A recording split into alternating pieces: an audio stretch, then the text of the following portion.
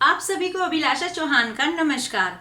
आज हम समझेंगे कि पद परिचय क्या होता है और यह किस प्रकार से दिया जाता है। पद परिचय में यदि देखें तो दो शब्दों का प्रयोग हुआ है, पद और परिचय। तो पद किसे कहते हैं यदि आप यह जान लो, और परिचय कैसे दिया जाता है यदि आप यह जान लो, तो आपके लिए पद परिचय देना कोई मुश्किल काम नहीं रहेगा। किसी भी वाक्य में आने वाले शब्दों या पदों का व्याकरणिक दृष्टि से परिचय देना ही पद परिचय कहलाता है। अब शब्द और पद में क्या अंतर है? देखो, जब शब्द होते हैं तो वो स्वतंत्र रूप से प्रयोग में लाए जाते हैं।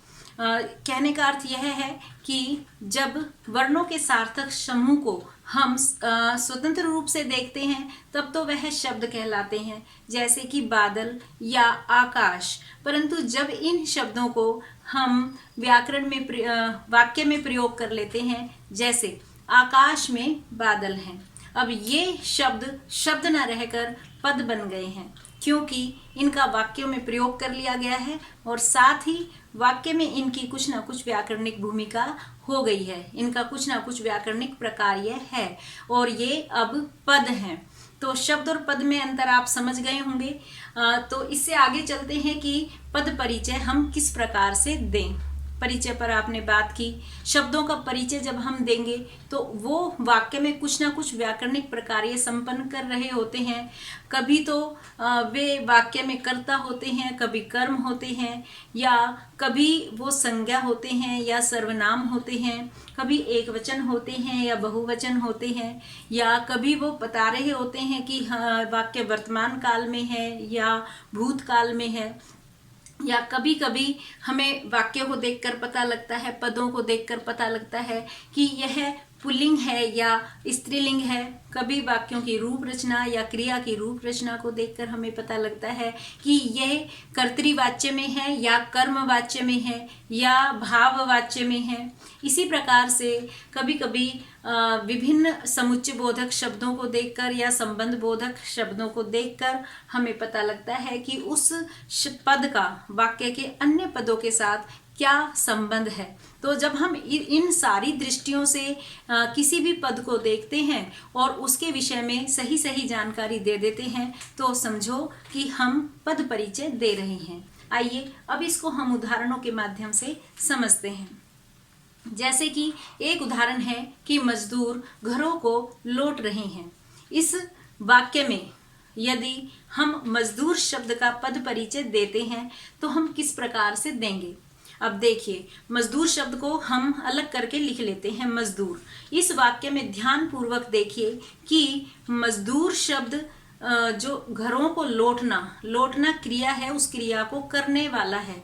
तो मजदूर क्या हो गया? अगर इसको हम कारक या विभक्ति कारक की दृष्टि से देखते हैं तो यह करता है। तो साथ ही मजदूर शब्द, यदि शब्दों के भेदों में से हम इसको छांट कर बताएं कि ये संज्ञा है या सर्वनाम है, तो क्या होगा?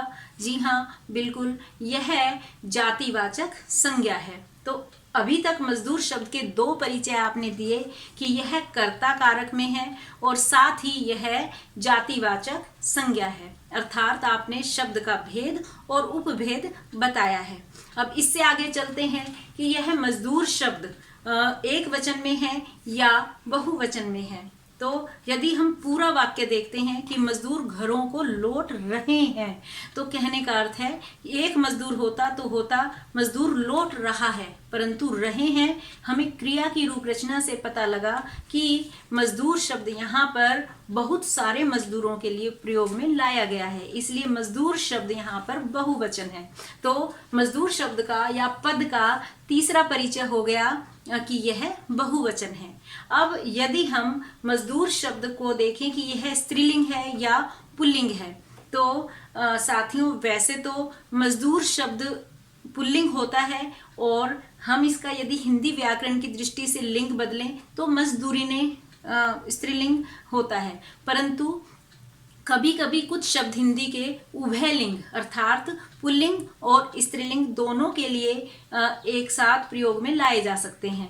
तो मजदूर शब्द यहाँ पर जो स्त्री मजदूर हैं उनके लिए भी प्रयोग में लाया गया है, और जो पुरुष मजदूर हैं उनके लिए भी प्रयोग में लाया गया है।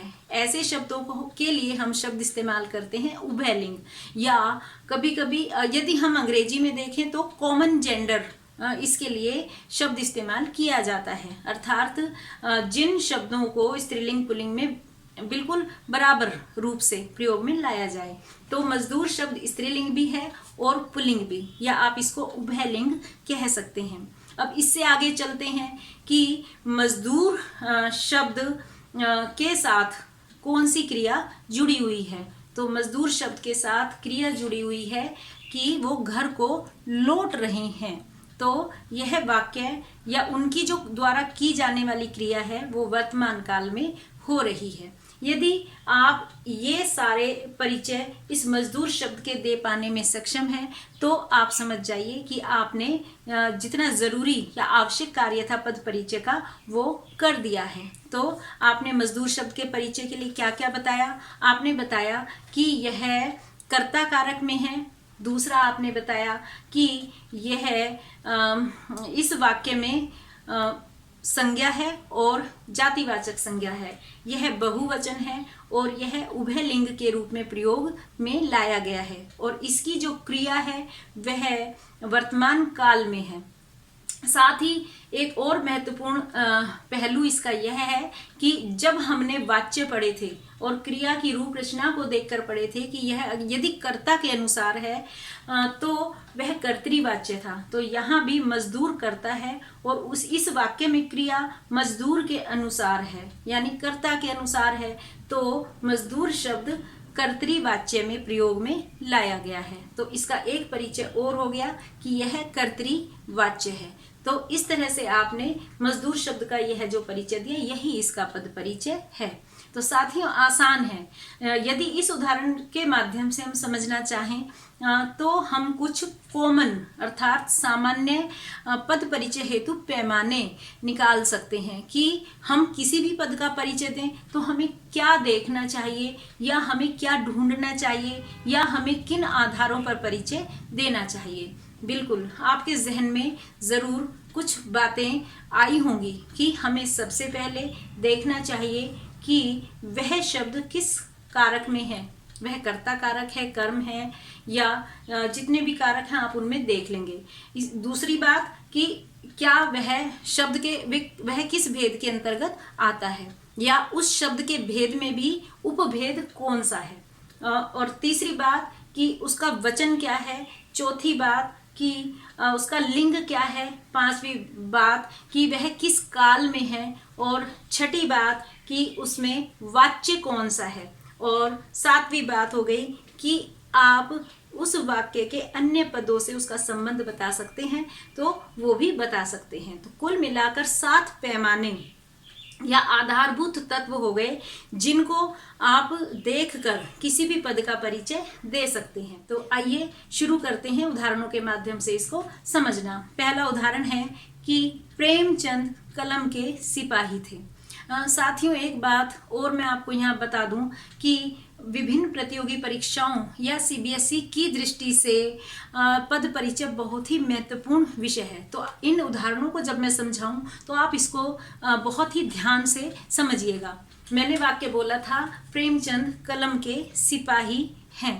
तो प्रेमचंद को रेखांकित किया गया है, अर्थात उनके प्रेमचंद पद के नीचे पंक्ति या रेखा खींची गई है, तो जिसका अर्थ होता है कि अब आपको इस रेखांकित पद का परिचय देना है। तो प्रेमचंद को आप उन 7 पैमानों की कसौटी पर एक बार देखें कि प्रेमचंद शब्द कारक की दृष्टि से क्या है। अब यह कर्ता कारक है या शब्द के भेदों में से यह क्या है, तो शब्द के भेदों में से यह संज्ञा है और व्यक्तिवाचक संज्ञा है। प्राय बोर्ड की परीक्षाओं में जहाँ तक मेरा अनुभव है कि यदि हम शब्द का भेद और साथ ही उसका उपभेद बता देते हैं तो यदि 1 अंक का प्रश्न है तो आधा अंक केवल इसी का छात्र को मिल जाता है। तो यह बहुत ही महत्वपूर्ण है कि आप शब्द का भेद और उसके उपभेद के साथ बताएं। इसके बाद प्रेमचंद पुल्लिंग है, फिर प्रेमचंद एक वचन है, यह स्पष्ट है। फिर उसके बाद पांचवा यदि हम बताते हैं कि प्रेमचंद के अनुसार वाक्य की क्रिया है कि प्रेमचंद कलम के सिपाही थे, तो क्रिया स्थिति प्रज्ञ स्थिति को बताने वाली क्रिया है और यह प्रेमचंद के अनुसार है, अर्थात कर्ता के अनुसार है, इसलिए यहाँ पर कर्तृवाच्य है। तो कुल मिलाकर ये 5 परिचय हमने प्रेमचंद शब्द के दिए। जैसा कि मैंने कहा था कि भले ही 7 पैमाने हैं, परंतु हम आवश्यकता के अनुसार इनका प्रयोग करेंगे। अब आइए अगला उदाहरण देखते हैं कि मैंने आपसे सीखा। यहाँ मैं एक चीज़ का जिक्र और कर दूं कि मैंने प्राय उन वाक्यों को यहाँ उदाहरणों के रूप में लिया है जो पिछले वर्षों में बोर्ड की परीक्षाओं में आते रहे हैं। तो वाक्य है मैंने आपसे सीखा, रेखांकित किया गया पद है मैंने, कहने का अर्थ है कि मैंने का परिचय आपको देना है। तो इसको हम पुनः लिख लेते हैं। और मैंने शब्द का यदि हम कारक देखते हैं तो कारक है मैंने आपसे सीखा, कर्ता कारक, और यह संज्ञा है या सर्वनाम है, तो यह बिल्कुल स्पष्ट है कि यह सर्वनाम शब्द है। यह तो हुआ सर्वनाम यानी शब्द का भेद।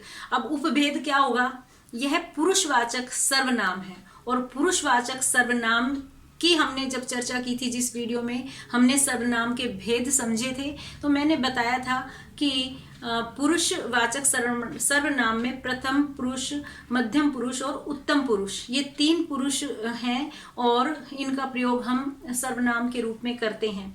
तो जहाँ पर मैं, मेरा, मुझे इस तरीके के या हम, हमारा, हमें इस तरीके के सर्वनाम होते हैं तो वे उत्तम पुरुष कहलाते हैं। तो मैंने इस दृष्टि से क्या हुआ, उत्तम पुरुष। तो यहाँ दूसरा परिचय हम पूरा इस तरह से देंगे कि यह पुरुषवाचक, उत्तम पुरुषवाचक सर्वनाम है। पहला था कर्ता कारक, दूसरा हुआ उत्तम पुरुष वाचक, पुरुषवाचक सर्वनाम, और तीसरा हुआ मैंने।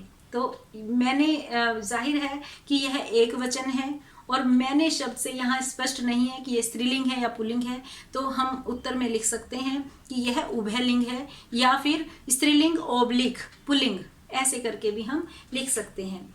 5वां हो गया कि यह मैंने के अनुसार सीखा क्रिया है, तो यह कर्तृवाच्य वाक्य है। तो 5 परिचय हमने मैंने शब्द के दिए जो कि आवश्यकता की दृष्टि से पर्याप्त हैं। अगला उदाहरण देखते हैं। तुम जाकर पढ़ाई करो, रेखांकित पद है करो। करो का परिचय हमें देना है। तो करो को यदि शब्द के भेद की दृष्टि से देखते हैं तो यह क्रिया शब्द है, और यदि उपभेद भी देखें तो यह सकर्मक क्रिया है। सकर्मक क्यों है, क्योंकि आप क्रिया से प्रश्न करो, करो से कि क्या करो, तो उत्तर मिलेगा पढ़ाई, अर्थात वाक्य में कर्म है, इसीलिए ये सकर्मक क्रिया है। इस क्रिया के साथ ही इसका एक परिचय आप और दे सकते हैं कि यह एक कर्मक है या द्विकर्मक। तो वाक्य को ध्यान से देखिए, इसमें केवल एक ही कर्म है और वह है पढ़ाई। तो जहां पर एक ही कर्म होता है क्रिया के साथ तो वह एक कर्मक होता है, और यदि 2 कर्म आ जाए तो वहां वह द्विकर्मक होता है। तो इस उदाहरण में क्रिया एक कर्मक है। तो पद परिचय में हमने शुरू किया कि यह सकर्मक क्रिया है और कोष्ठक में लिख देंगे कि यह एक कर्मक है। फिर करो, हमने वाक्य के भेद पढ़े हैं और इस प्रकार के जो वाक्य होते हैं कि यह करो, दरवाजा बंद कर दो, पढ़ाई करो, तो ये आदेशात्मक या आज्ञार्थक वाक्य की श्रेणी में आता है।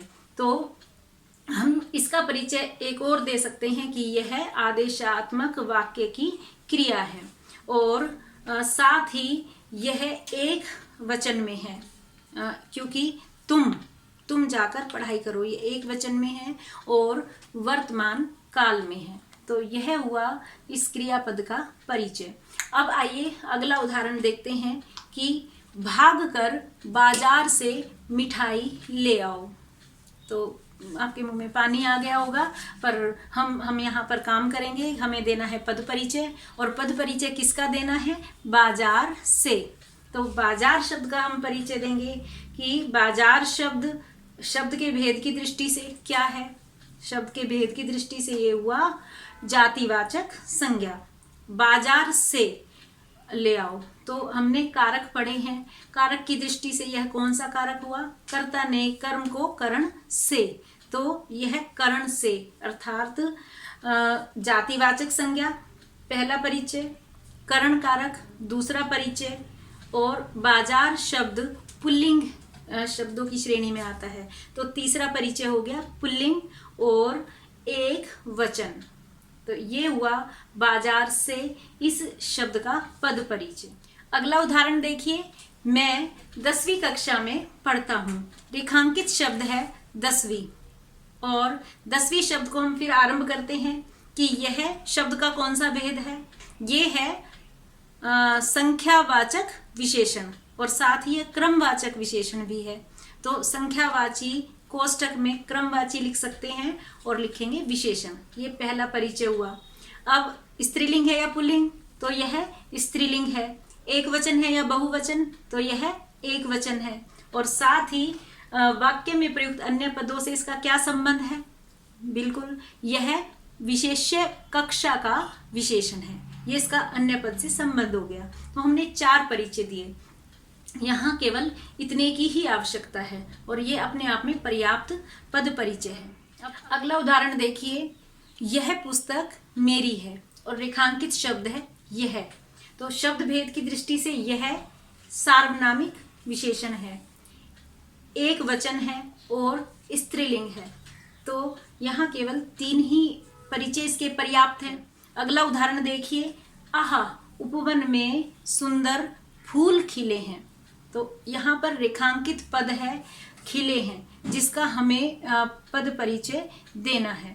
तो खिले हैं सकर्मक क्रिया है। क्या खिले हैं? फूल। तो यह सकर्मक क्रिया है, वर्तमान काल है, बहुवचन है और कर्तृवाच्य है। ये इसके 4 परिचय हैं जो कि पर्याप्त हैं। साथ ही इसमें आहा को भी रेखांकित किया गया है। यदि आहा शब्द का हम परिचय दें तो यह विस्मयादि बोधक शब्द है। यदि इसका उपभेद भी बताएं तो यह प्रसन्नता सूचक विस्मयादि बोधक है, और हर्ष सूचक भी हम इसको कह सकते हैं। और साथ ही हम लिख सकते हैं यह अव्यय है, क्योंकि विस्मयादि बोधक शब्द अव्यय शब्दों की श्रेणी में आता है। और मुझे विश्वास है कि आपने पद परिचय, पद और शब्द के अंतर को समझ लिया है, पद परिचय देना समझ लिया है, उसके 7 पैमाने कौन से हैं ये भी समझ लिया है, और आप सक्षम हो गए हैं कि अब आप किसी भी प्रकार की परीक्षा हो, चाहे प्रतियोगी परीक्षा हो, चाहे बोर्ड की परीक्षाएं हों, उनमें पद परिचय देकर उन अंकों को आपने अपने लिए सुरक्षित कर लिया है। तो अगली वीडियो में हम फिर चर्चा करेंगे किसी नए विषय पर। तब तक के लिए आप सभी को अच्छे स्वास्थ्य की शुभकामनाएं।